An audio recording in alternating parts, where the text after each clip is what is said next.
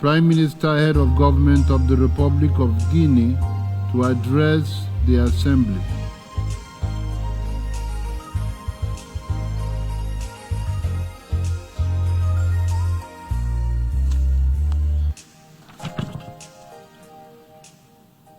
Monsieur le Président, Mesdames et Messieurs les chefs d'État et de gouvernement, Monsieur le Secrétaire général, distingués invités, notre conviction profonde est la suivante.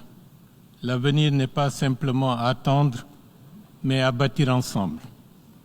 Au nom de son Excellence, le général de corps d'armée Mamadi Doumbouya, président de la République, du peuple de Guinée et de son gouvernement, je vous adresse nos salutations fraternelles et nos félicitations aux co-facilitateurs de notre sommet, la République de Namibie et la République d'Allemagne.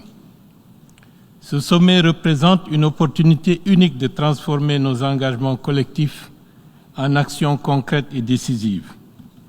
Le pacte de l'avenir est un cadre ambitieux pour répondre aux défis auxquels notre planète fait face, qu'il s'agisse des inégalités, des menaces climatiques ou encore de la nécessité de réinventer nos approches en matière de développement durable.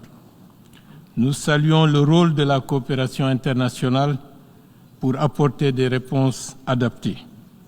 L'investissement dans la jeunesse et les générations futures doit être au cœur de notre action. Nous devons leur fournir les moyens nécessaires pour qu'ils puissent réaliser pleinement leur potentiel dans un contexte où la migration clandestine est en train de vider nos pays de ses ressources humaines. Les innovations technologiques et numériques doivent être utilisées au service de l'humanité tout entière, car la technologie et l'innovation ne peuvent véritablement être bénéfiques que si elles profitent à tous. C'est pourquoi nous plaidons pour un accès équitable aux technologies tout en renforçant les questions d'éthique pour son utilisation. La paix et la sécurité, éléments essentiels à la stabilité mondiale, sont des prérequis indispensables à tout développement durable.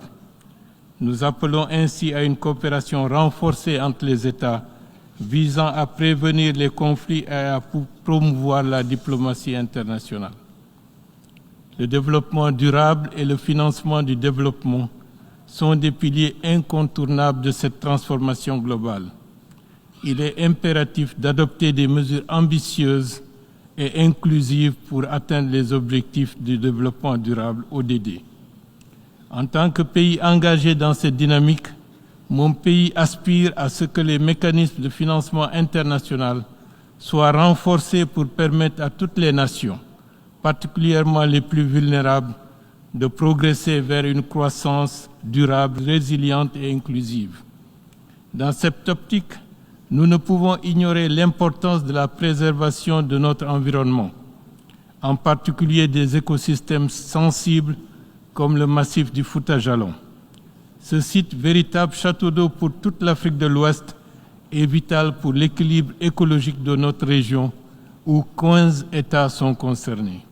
Sa protection n'est pas simplement une question nationale, mais une responsabilité collective.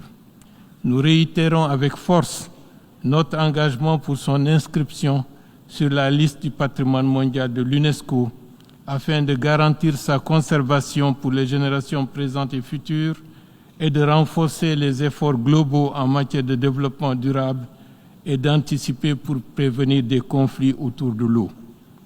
Nous avons aujourd'hui une opportunité rare et précieuse de redéfinir notre destin collectif. Ce sommet doit être bien plus qu'un lieu de rencontre, il doit marquer un tournant décisif où nous choisissons ensemble de construire un avenir qui soit concret, inclusif et prospère pour tous. La République de Guinée est déterminée à contribuer activement à la mise en œuvre du pacte pour l'avenir. Nous croyons à la force du multilatéralisme et à la coopération internationale pour construire un monde où chacun trouve sa place, un monde plus juste, inclusif et durable. Vive la coopération internationale, je vous remercie.